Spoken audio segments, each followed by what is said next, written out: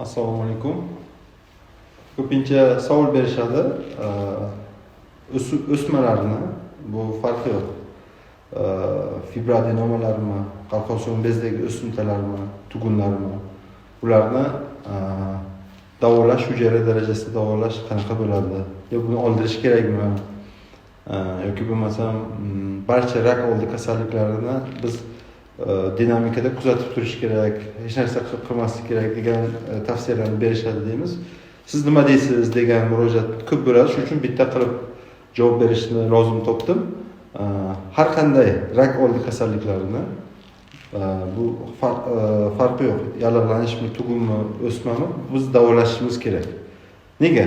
Chunki nakopительный effekt degan narsa bor.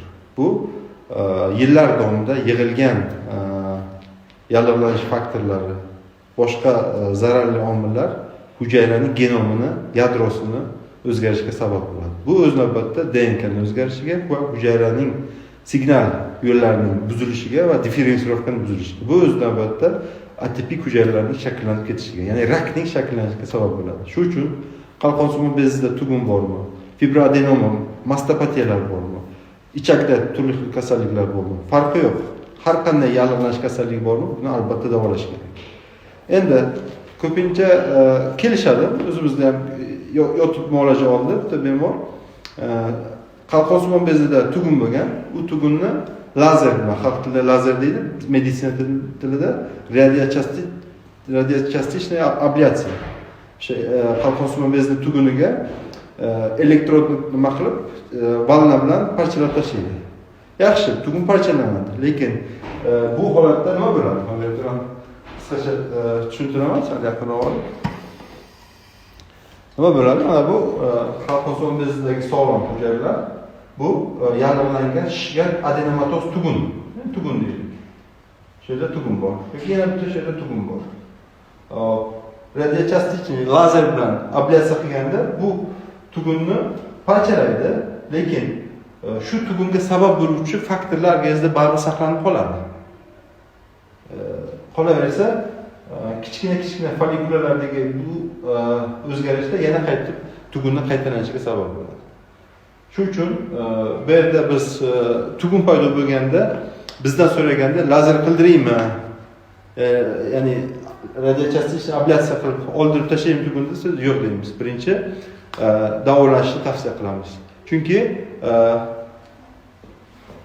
bu holatda shishgan, yallig'langan hujayralarni davolash kerak.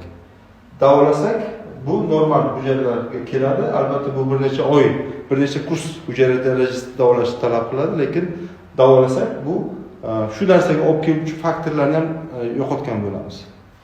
Chunki biz lazer orqali tugunni parchalagan taqdirimizda yondosh yallig'langan, shishgan hujayralar baribir qoladi bu yerda.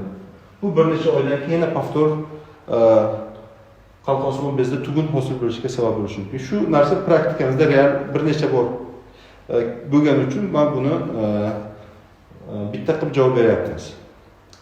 Chunki har bitta meditsina aniq fan buni qanaqadir nima deydi, oldi qo'shdi gaplar bilan nima qilib bo'lmaydi. Qalqonsuv bezini hujayralarga ichiga kiradigan bo'lsak, buning nomi teratsitlar. Bu T4, T3 gormonlar ishlab chiqaradi. T3 bu aktiv formada. Xo'p, bu yerda nima bo'lyapti? Bu yerda ham qalqonsuv bez ishlab chiqaryapti, lekin hujayralar aro bo'shliq, interstitsiya yopilgan yoki bo'lmasam yetarlicha T4 chiqaryapti, T3 ga konversiya bo'lmayapti. Biz klinikamizda hujayra darajasida davolashda buni kompleks yondashamiz. T4ni, bu T4 bu nofaol hujayraga bizaga aktiv qalqonsuv bezli gormoni bu T3. T4 normada bo'lgan taqdirda ham T3 pasayishi mumkin. Chunki T4ni T3 ga bo'ladigan konversiyasi o'zgarishi mumkin.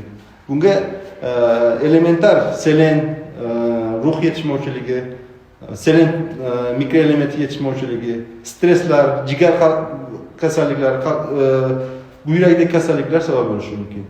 Bu ham o'z navbatida nimaga olib kelyapti? Yetarlicha T3 chiqmasligiga.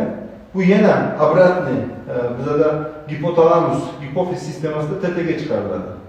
Buni yana stimulyatsiya bo'ladi. Chunki yetarlicha chiqarmayapti, bu yerda retseptorlar ta'sirlanyapti va yana tetigini oshishiga bu obratni yana qalqonsuv bez hujayralarini stimulyatsiyasiga olib keladi.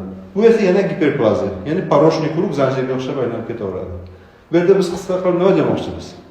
Har qanday kasallikni sababini davolash kerak. Ma'lum bir simptomini lazer orqali ablyasiya qilish yoki boshqa bir metodlar orqali pasaytirib turish bilan muammoga yechim bo'lmaydi.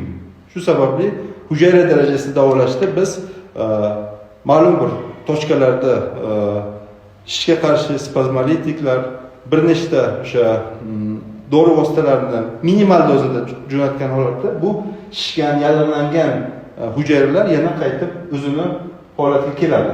Boya aytganimizdek, rak oldi kasalliklariga to'xtaladigan bo'lsak, rak oldi kasalliklari ham nakopitelniy effekt dedik. Ya'ni bu har bitta hujayrani muhiti bo'ladi, yondosh hujayralar bilan.